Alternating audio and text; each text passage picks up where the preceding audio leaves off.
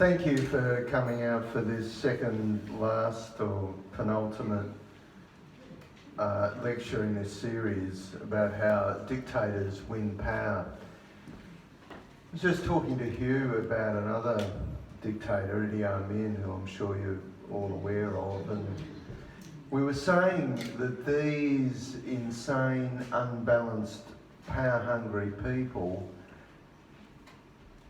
the problem with them is that there's no checks on their power, that they can do as they please, and that is a huge problem, and it's a problem that the United States is facing, and we'll talk next week about how he got to where he is, not so much about what's happening now, but how people enabled him, empowered him, helped him get to where he is. And the same applies to this little fellow, Franco. So let's just do a quick recap of what we covered last week, just to remind myself what we did. We talked about Benito Mussolini, who was electorally unpopular, but yet became the dictator of Italy. And he did that with the help of the Great Upheaval, which is what we called the Great War and the Russian Revolution. Mussolini was also helped into power by violence. Much of it was caused by his militia and the country's elite, who hated left-wing parties more than they hated him.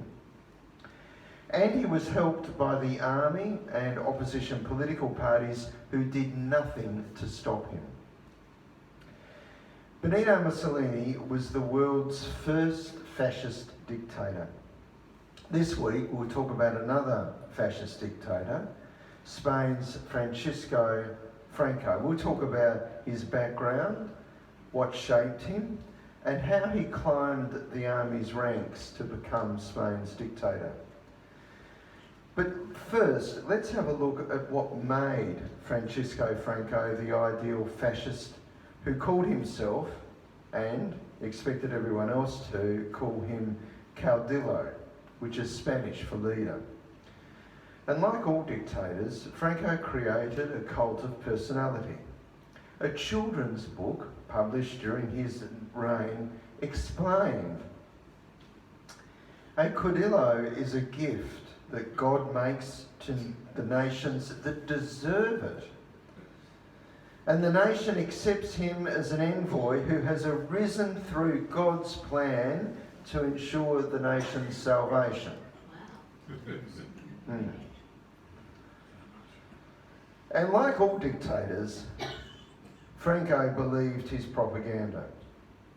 He was compared to Archangel Gabriel, Alexander the Great, and Julius Caesar, among others. After a lunch with Franco, the artist Salvador Dali said, "I have reached the conclusion that he is a saint." A Franco biographer, Paul Preston, wrote, "The caudillo was shy, inhibited, ill at ease on public occasions, and was repressive and cruel." And that repressive and cruel part of his nature was because of his feelings of inadequacy. Franco was born at 12:30 a.m. on the 4th of December 1892. He was born into a seafaring family. This photo was taken on the day of his baptism. He was the second eldest of five. The family lived in El Forel, in remote northwest Spain. El Forel was a walled town and a home to a naval base of 20,000 people. The Franco family and the Spanish Navy had a long association going back 2 centuries. The Francos had been naval officers, and that included several admirals for 6 uninterrupted generations. The Spanish army for centuries was one of the world's biggest armies, and of course we'd all be aware of the Spanish Armada and the battles with Britain. Franco's father, Nicholas, was a naval officer who served in the administrative corps.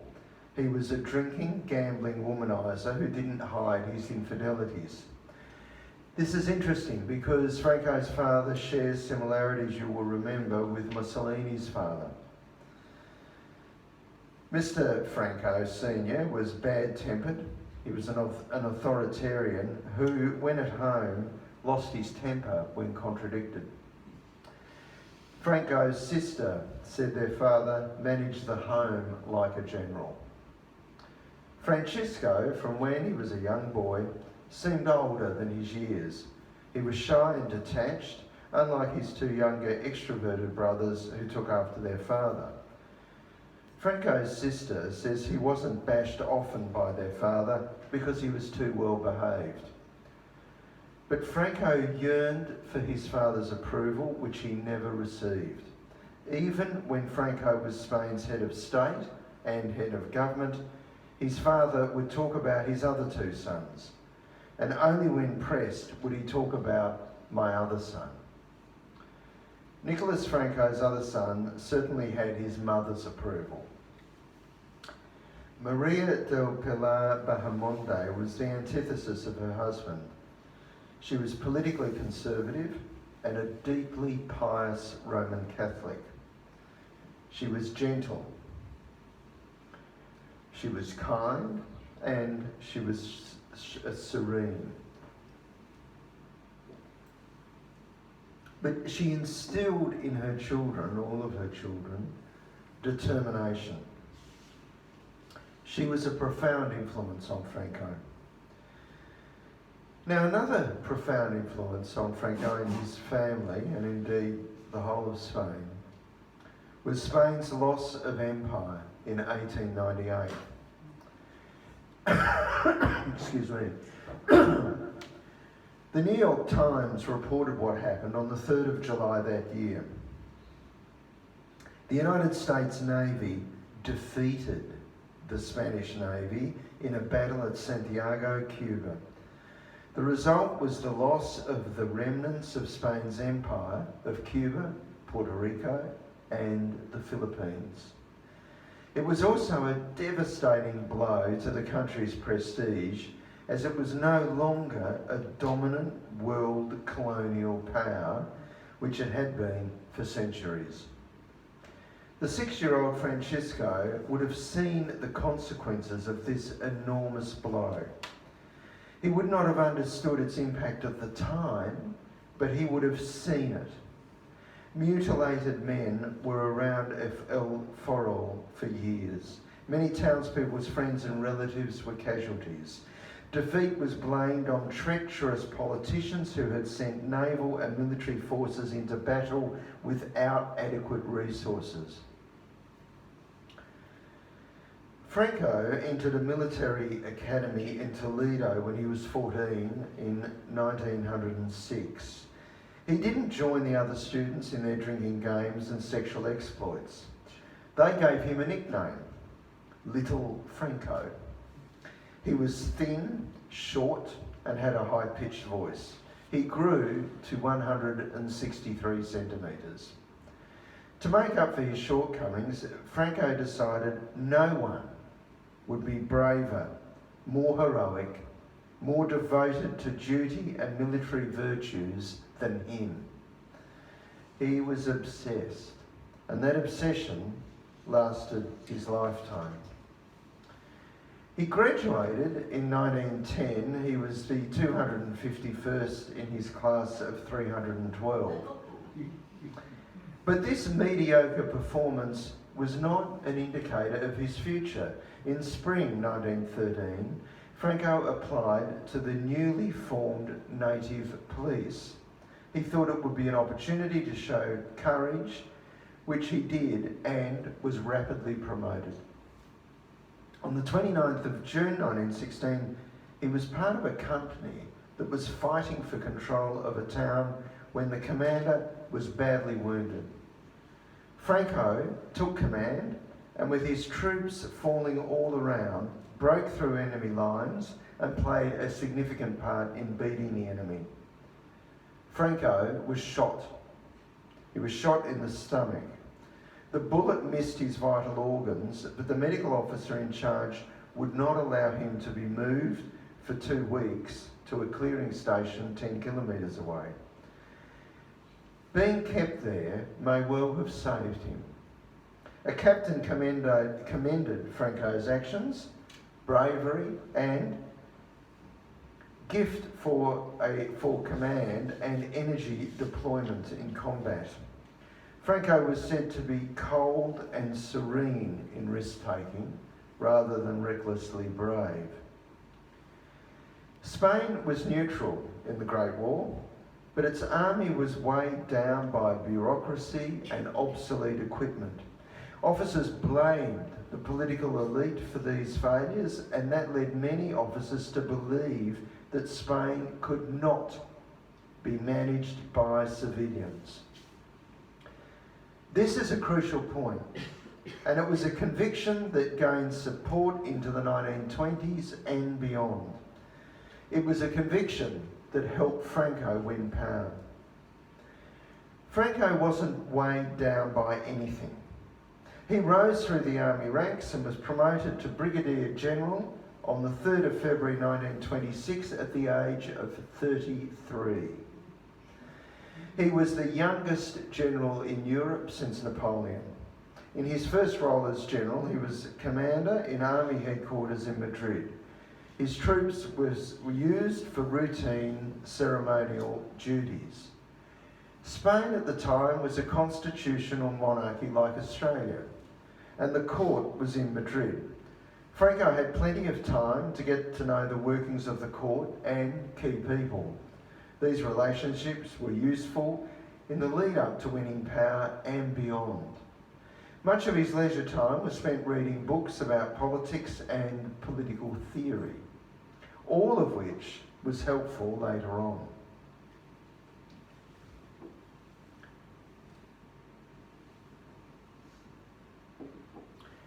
To understand Franco's rise to power, we need to understand what Spain was like in the years before he started his journey to dictatorship. First, the Great Upheaval's influence was felt in Spain as strongly as other parts of Europe. Remember, there are two parts to the Great Upheaval: the Great War and the Russian Revolution. Now, although millions of its youth had been killed in its prime, the conflict deeply affected Spain. The instability that began at about the turn of the 20th century intensified in Spain as everywhere else after the war. Now, in Spain, for example, there were 33 governments, 33, in the 21 years from 1902. So the average life of a government was about 6 months. One of the reasons for this was the constant and inappropriate interference of the head of state, King Alfonso, and we'll come back to him. In the commercial, look, before we go on, I might just digress there for a moment to say those 33 governments between the 21 years from 1902 is quite unstable, and it makes our government here look very stable indeed, despite governing in minority, and yet the media and others say, there's a crisis and the government's struggling. I don't see it myself. In the commercial world, Catalanian businessmen had made big profits from the war by causing textile prices to rise. When the Madrid government tried to impose a small profits tax, Catalans were outraged.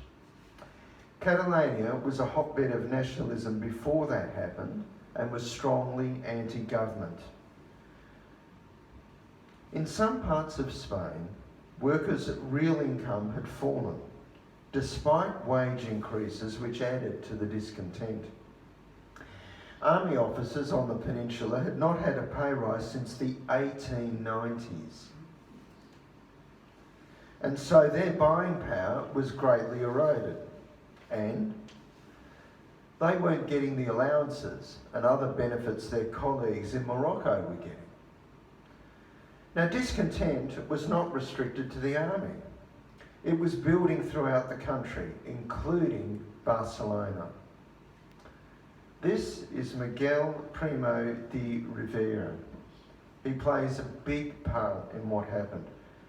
He was an aristocrat and an army general, and he was given responsibility for Barcelona in 1922. He acted firmly to suppress disorder.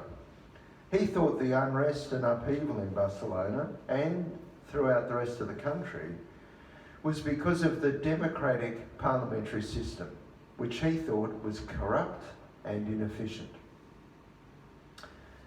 All those factors contributed to a coup, but there was another powerful factor that shows how elites help dictators into power. In the Great War's aftermath, oppressed people throughout Europe and its empires demanded rights. North Africa especially was in a state of flux. People no longer wanted to be ruled from distant Madrid by monarchs, dictators or ministers. Excuse me.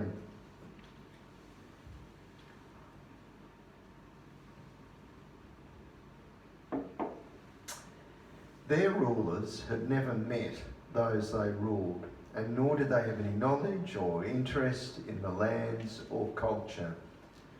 In the area we know as Morocco, Spain and France had long held territory. War between rebels demanding independence and Spanish soldiers began in the Rif Mountains in 1921. Along with the loss of prestige to national pride, King Alfonso in 1921 had to contend with rising republicanism, an economy in freefall, and frequent protests about poverty and unemployment. The king was a frustrated would-be dictator. He was an interventionist monarch and frequently exceeded the authority of his role.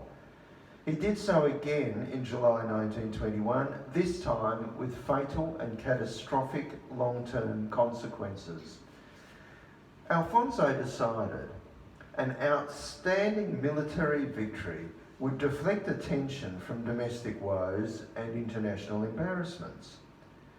So he came up with an idea, and he went behind his cabinet and parliament to get it, to make it happen. This would be the same as the Governor-General of Australia, David Hurley, telling the army what to do without consulting the Prime Minister or the Cabinet. For instance, sending the army off to another country. King Alfonso had always played favourites among his army generals. One of them was in charge of troops near a place called Anyor in northeast Morocco. Alfonso sent a telegram to the general ordering an attack on rebel strongholds on the 21st of July. Victory would be announced on the 25th of July, which was the date of the Feast of St. James, Spain's patron saint.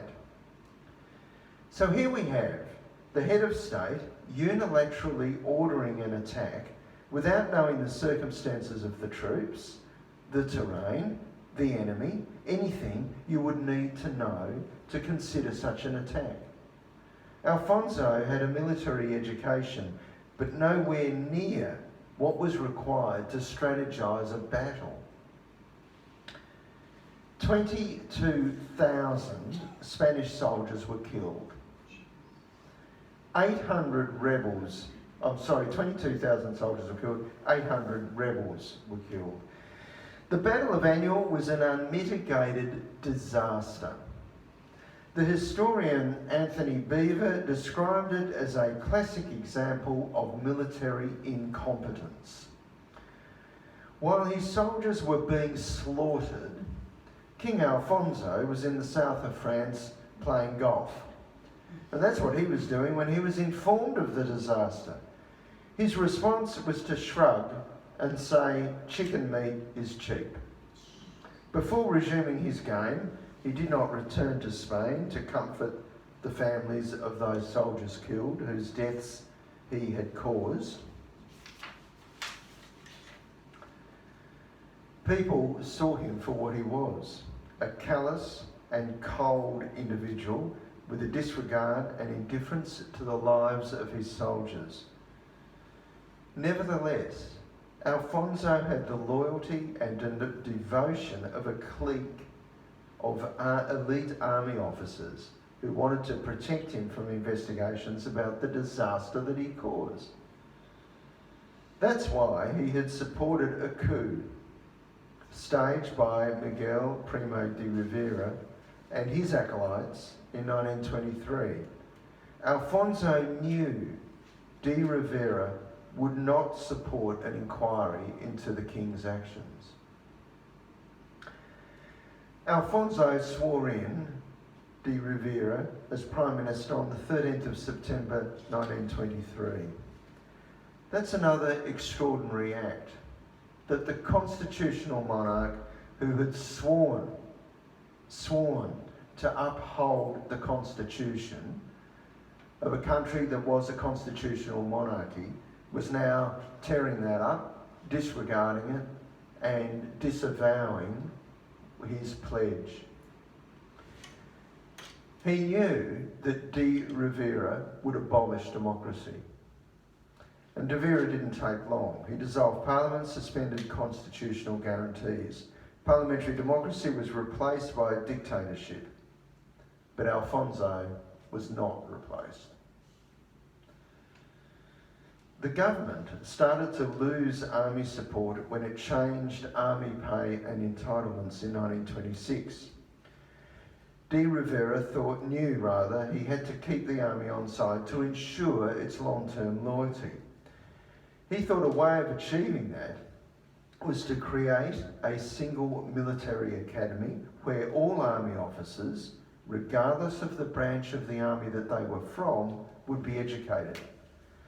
De Rivera thought intercorps bitterness would disappear.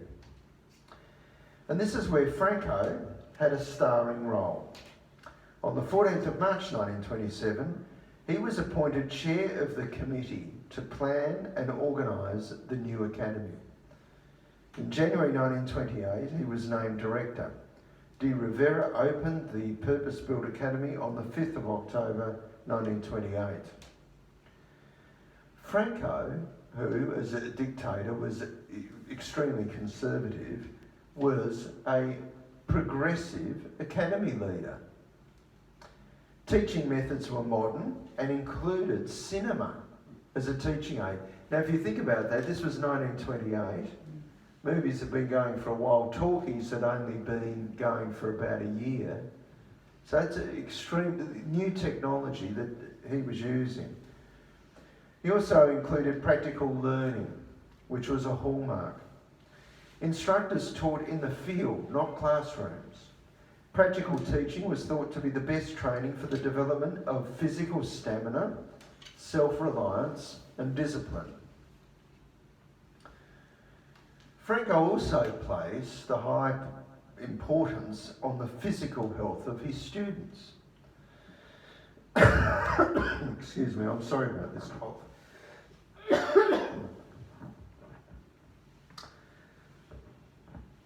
His students' health included their sexual health. Each man was to have on him at least one contraceptive that could be demanded for inspection at any time. When Franco left the academy in 1931, cadets had no venereal disease, which was unprecedented. Franco, who had been bullied when a cadet, outlawed bullying. He urged cadets not to forget that he who suffers conquers. Be a volunteer for every sacrifice, he told them, wishing always to be in the riskiest and most arduous circumstances. Be a lover of responsibility and firm decision. They were three of the 10 commandments Franco gave his cadets at the beginning of each course.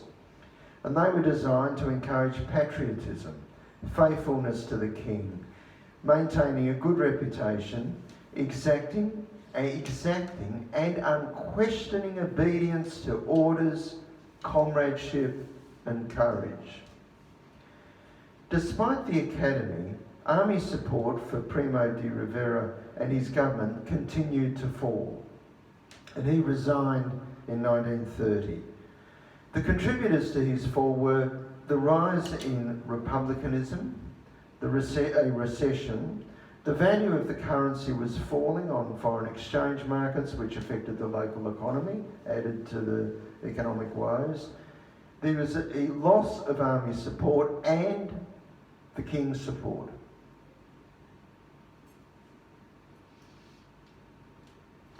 So, we've got this combination of unrest, republicanism, the recession, the currency falling, so the economy is not doing well. But I think the key things here are the loss of army support and the loss of the king's support. They are two key elites. And remember, elites are small groups of people whose power is disproportionate to their number. So, King Alfonso, in his characteristic interfering dictatorial approach, appointed another aristocrat, General Berenguer, to be the Prime Minister. Alfonso told Berenguer to form a government that would restore normality, meaning constitutional monarchy. So, after appointing de Rivera, whom he knew would destroy democracy, now wanted the new Prime Minister, Berenguer, to restore it. And of course, keeping Alfonso firmly and safely ensconced in his position as head of state. Berenguer promised, among other things, general elections for March 1931. The traditional political parties, sensing the people's lack of support for democracy, were opposed and said they wouldn't participate. The Labour movement contributed to the increasing public disorder by increasing protests against Berenguer. But it wasn't only the Prime Minister that they wanted out. They also wanted the king to go. They were a powerful group of elites and the masses. So the king is starting to lose elite support. The masses' support for getting rid of the king is a strong contributor, but I think that elite support is a key thing. Berenguer and his government resigned on the 14th of February 1931. The king turned to Admiral Juan Aznar Cabana, and please forgive my expression of the Spanish language, I don't think it's right, called on him to form a government. Now, from the outset, the cabinet was beset with conflict because there were constitutional monarchists among them and absolute monarchists who wanted to get rid of democracy. The impetus for change came on the 12th of April in municipal elections that were considered a plebiscite on the future of the monarchy. The results were a strong rejection of the monarchy, and King Alfonso XIII fled. He never returned to Spain and died in 1941. I think Spain would have been a lot better off had he not been born. The Second Spanish Republic was peacefully proclaimed on the 14th of April 1931. Words have the power to change diabolical and potentially explosive situations such as the one in Spain on the eve the Republic was proclaimed. The country could have easily erupted into civil war. Admiral Aznar Cabana said, "Do you think it was a little thing that happened yesterday? That Spain went to bed as a monarchy and rose as a republic. His words became instantly famous. They calmed public opinion and made the pro-monarchy military accept the huge change. The people had spoken in the municipal elections and they had got what they wanted. In November 1931, Parliament debated the political responsibilities of King Alfonso, and grievances about him included interference in institutions to reinforce his personal power, bargaining personal support from the military clique with rewards and merits, dealt with the army without the knowledge of the cabinet, responsibility for what the Parliament called the massacre of tens of thousands of Spanish soldiers at the Battle of Annual. The Parliament found the King guilty of high treason. The relative calm after the proclamation of the Second Republic was the calm before the storm. The strong divide between monarchists and republicans deepened and the instability continued. There were 16 governments during the 8-year republic. So again, a change of government about every 6 months. The shortest one lasted 24 hours. Just the longest one lasted just 2 days short of 2 years. Franco's academy was closed by the new government in the month it came to power. Franco's last speech as director to his students, in which he said, "We should rise above the circumstances repressing our deep sorrow at the disappearance of our work and thinking with altruism that though the machine is dismantled, its product remains. You are our product. You will constitute a great nucleus of the professional army and will no doubt be paladins of loyalty, honour, discipline and self-sacrifice for the fatherland." In mid-1934, Spain's right-wing parties formed a group, the Spanish Confederation of Autonomous Parties of the Right, or CEDA, we'll call it CEDA. It was led by Jose Maria Gil Robles. Robles, beg your pardon, left-wingers feared if CEDA got into power, it would end democracy, and they threatened revolution if CEDA was given a part in government. In October 1934, the incoming Prime Minister included 3 CEDA members in his government. There was a general strike. Martial law was declared in most parts of Spain, and the strike and other protests collapsed. But in Asturias and Catalonia, the authority of the government was badly shaken. The extreme right were also organising outside Parliament.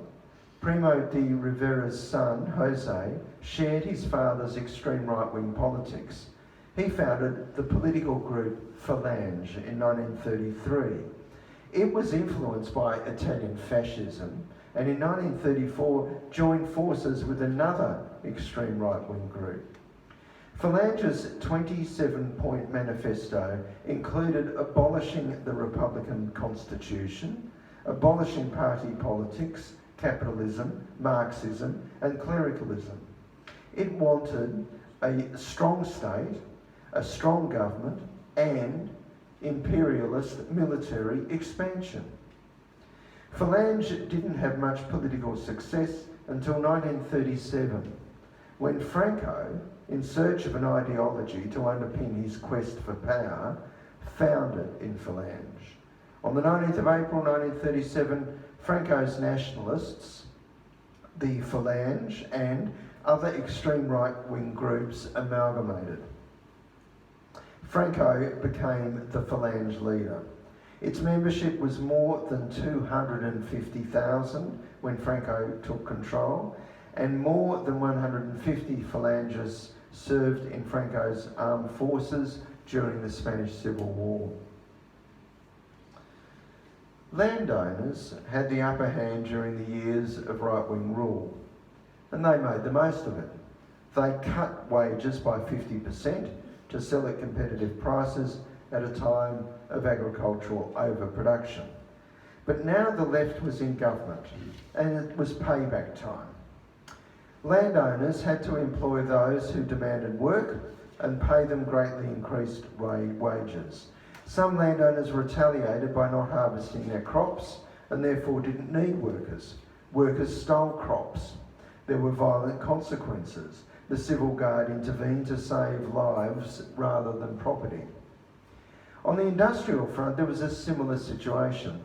From 1933 to 1935, low demand reduced profits, so industrialists reduced wages and employees.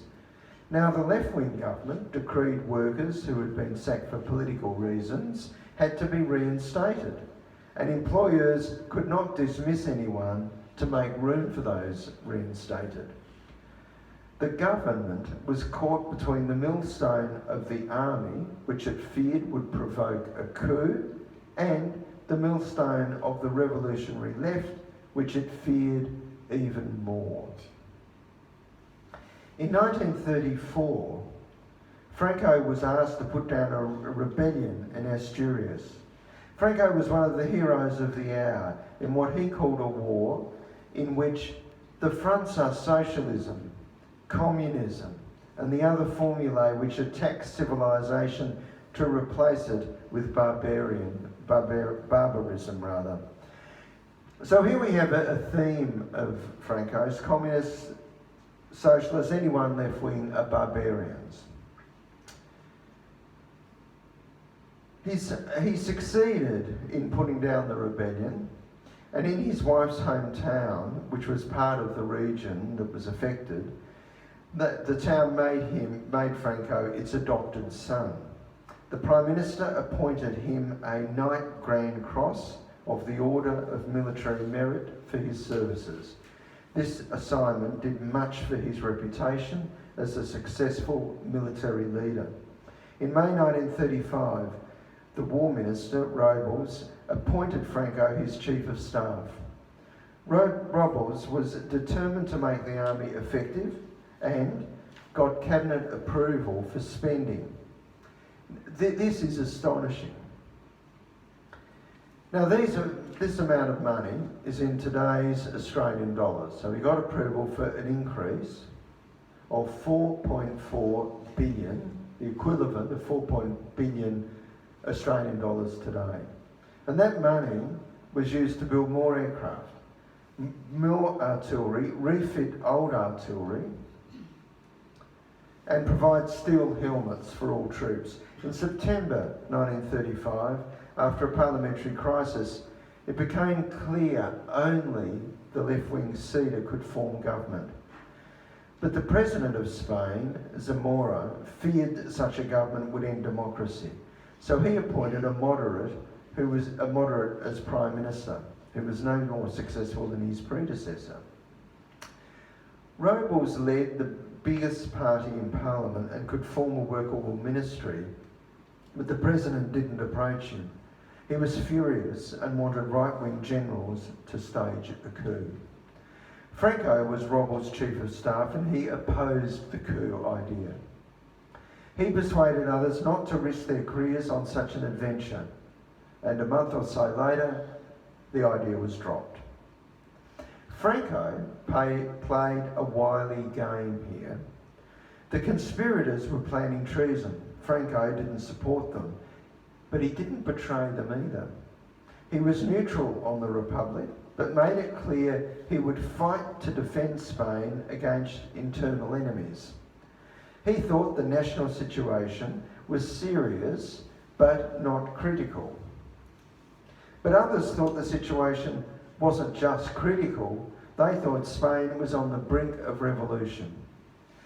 The left feared a right-wing revolution, the right feared a communist revolution. At the beginning of 1936, the year the Civil War started, Prime Minister Aznar said, "I have never seen such a stupid situation." There was what we call today the echo chamber phenomenon. Politicians who agreed with each other talked to each other, but there was no conversation with political opponents. The various left-wing parties formed an alliance they called the Popular Front.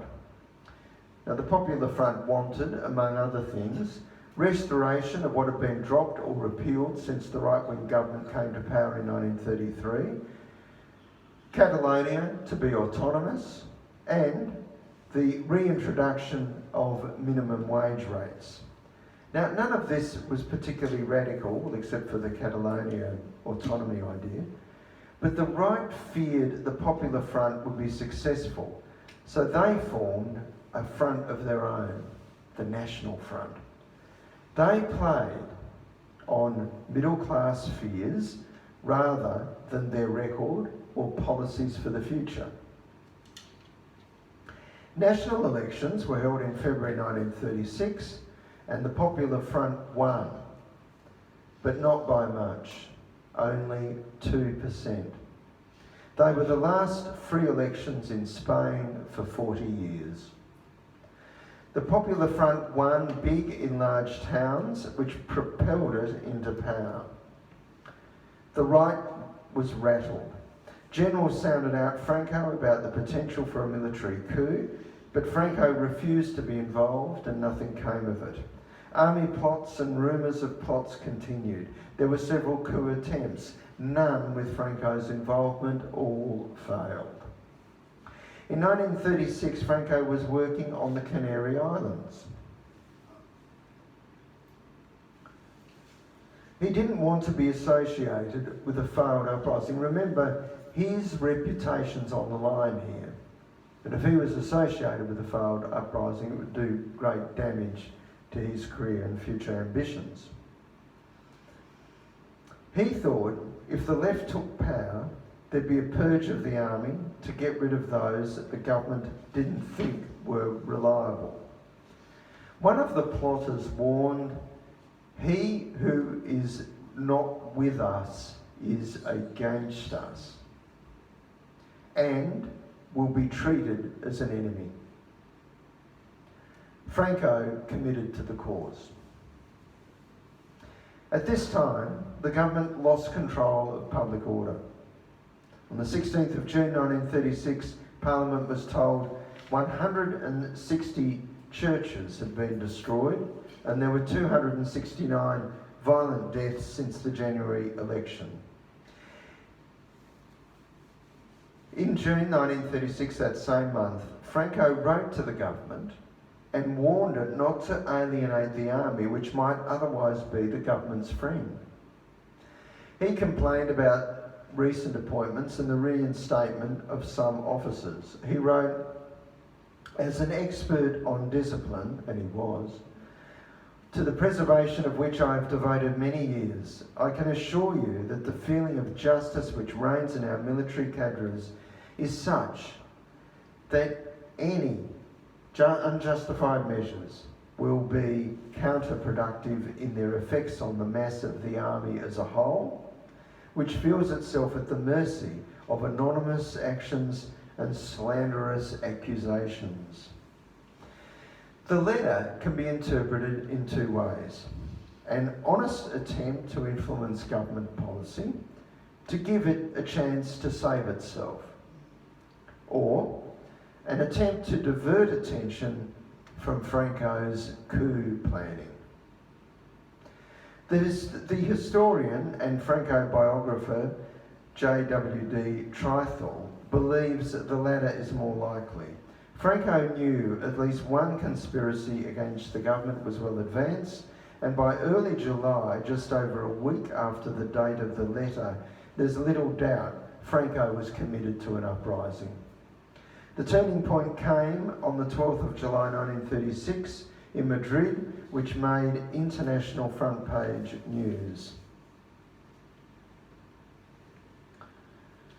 So let's have a closer look at what happened, and the straw that broke the camel's back was a man called George Badena, He was a member of the right-wing political party Falange, and he murdered Lieutenant Jose Castillo of the Assault Guards Police and a member of the Socialist Party. Early the next day, a group of Madrid riot police, incensed by the murder, killed the right-wing political leader Calvo Sotelo. There was an immediate uproar throughout Spain. The government had demonstrated its lack of control of its police to the point that it could murder. People whose support for uprising had been lukewarm became committed. At 5 a.m. on the 18th of July, 5 days after Sotelo's murder, the army seized control in the Canary Islands capital of Tenerife. In a radio broadcast, Franco said the rebellion had started. Martial law had been applied throughout the Canary Islands. He claimed the constitution had been ignored. The masses had been hoaxed, we've heard that word before, haven't we? Hoaxed by the communists. He called for liberty, equality, but first fraternity. The response to the call for fraternity was not immediate. The Spanish Civil War had started. The United States ambassador to Spain, Claude Bowers, said it was a foreign war of the fascist powers against Spain. The first of 60,000 international fighters arrived on the 14th of October to fight on the Republican side. They were recruited, trained and directed by the Comintern. The Comintern was the international communist organisation. On the other side were the fascists, ably supported by the Nazis and to a lesser extent the Italian fascists. For the Nazis, it was a dry run of what they had planned for Europe. Some historians have said the fascist support won the war, the civil war, for Franco and the nationalists. The war ended on the 28th of March 1939 when 200,000 nationalist troops entered Madrid unopposed. The Republican government had fled to France 3 weeks before. The war had lasted 2 years and 254 days.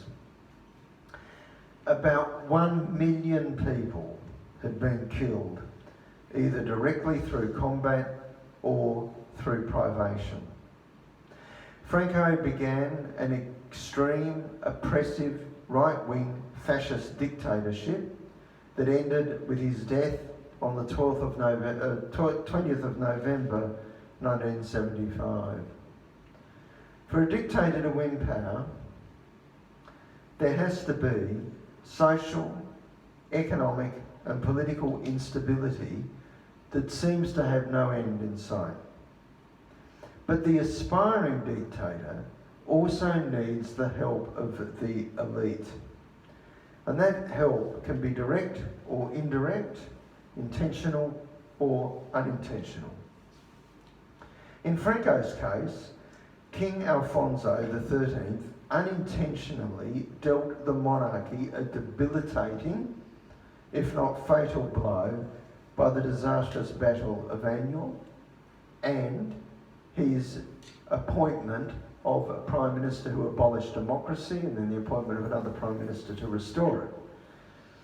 Those actions turned a lot of Spaniards against the monarchy. But Alfonso had acted intentionally when he encouraged and appointed de Rivera as Prime Minister. He knew de Rivera would dismantle democracy. Alfonso's annual disaster and his support for a would-be dictator and later withdrawal of that support added to the instability. His decisions contributed to the perception the Spanish government could not manage the crisis. Now, it was the same situation in Italy, which helped Mussolini. All this aided and abetted Franco, who had the support of the army elite. So, to put it simply, Franco won power because of the great upheaval, the combination of the effects of the Great War and the Spanish Revolution. The war's consequences brought unprecedented political, social and economic change. The Russian Revolution confirmed fears the elite and wealthy classes had of communism. This is what could happen to us, so we must stop it at all costs. And even if we don't like the alternative, it doesn't matter, because the alternative will stop communism, will stop a communist revolution.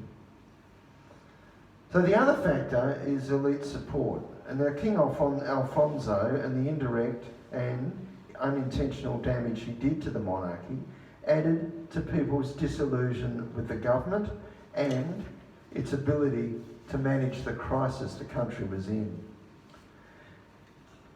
And army support was the other critical factor. Franco was a strong, capable leader with an impressive record, bringing order to where there was disorder.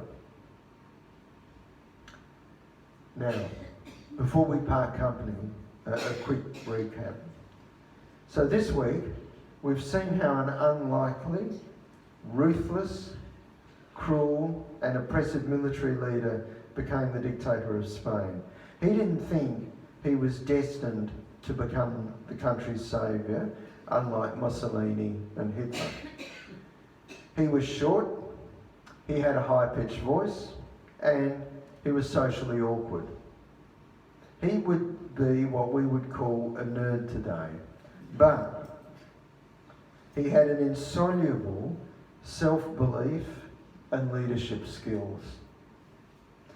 Those talents, the disarray his country was in, and with the help of the elite, he got into power and held it for more than 4 decades.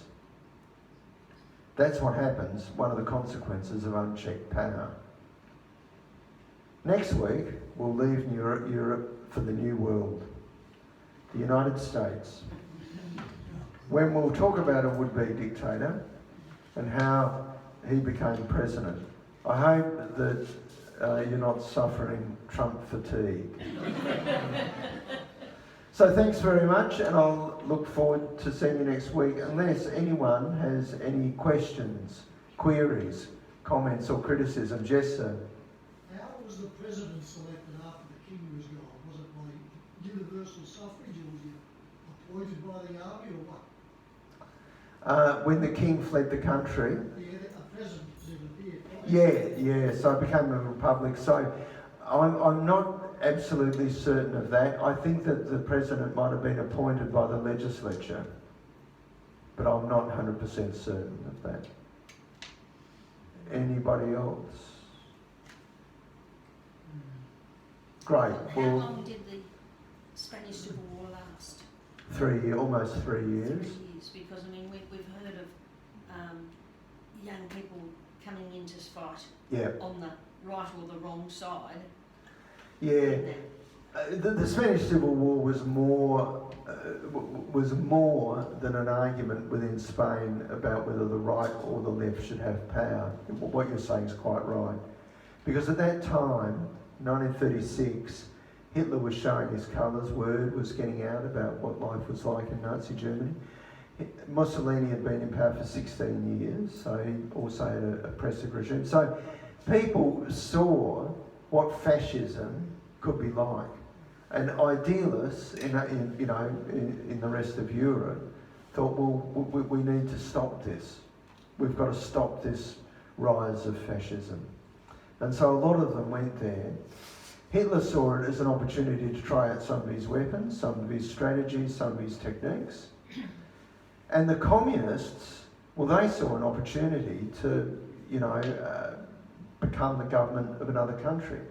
So Stalin was very keen to send in troops.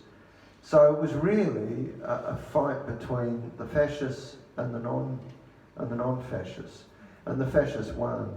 And I think one of the reasons why there was a civil war and Franco happened, was because the political parties wouldn't work together. They just refused. It was the same thing in Germany. They wouldn't talk to each other. So the electors vote for the people they want to represent them. The way parliamentary democracy is meant to work, as you know, is the parliamentary representatives then work out a solution. If one of them hasn't got a majority, you keep working till you get a solution. That's what's happened in Germany since 1949. And in Germany since 1949, there's been one majority government. Germany is the richest country and one of the most stable country, I'd say, in Europe. So I think in Spain, part of the problem was the politicians not wanting to work with each other, refusing to work with each other. And there was sort of an apathy as well. This will work itself out somehow. And there was a similar situation, you'll remember, in Italy. But as we know, it doesn't work out until someone takes action. Okay, well, thank you very much. Thank you.